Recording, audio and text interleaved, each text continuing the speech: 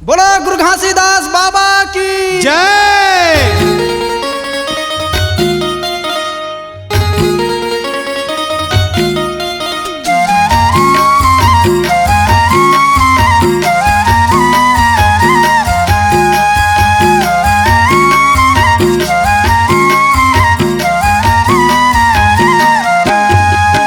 मैं तो पाए हंसत के परमान मोर बनाए है बिगड़े कहाँ। मैं तो पाए हंसत के परमान मोर बनाए है बिगड़े कहाँ। ये मानुष तन जाग मन हीरी देला मानो घट घट मा बसाला सत्यनाम। ये मानुष तन जाग मन हीरी देला मानो घट घट मा बसाला सत्यनाम। मैं तो पाए हंसत के परमान मोर बनाए है बिगड़े कहाँ। ए मानुष तन जाग मन हीरी देला माना घट घट मा बसाला सत्यनाम। ए मानुष तन जाग मन हीरी देला माना घट घट मा बसाला सत्यनाम।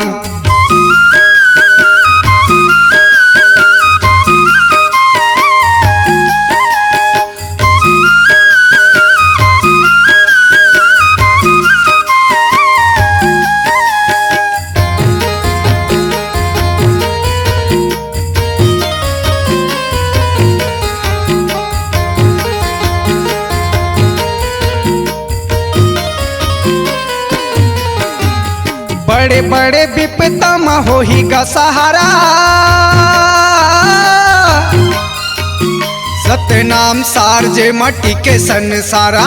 सतनाम सार जे मटी के संसारा। बड़े बड़े विपदा में हो ही का सहारा। सतनाम सार जे मटी के संसारा।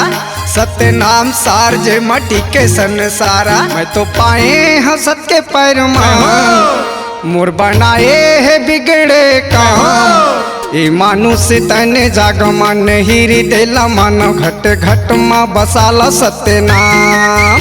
ए मानुष तन जाग मन हीरी देला मानो घट घट मा बसाला सत्यनाम।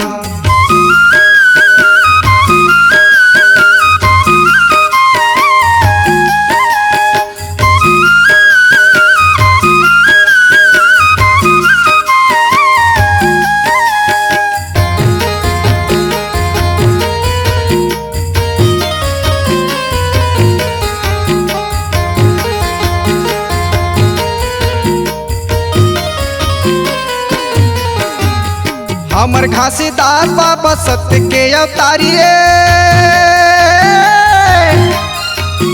हृदय ला सुमर लाओ दुनिया के पालन हारिये।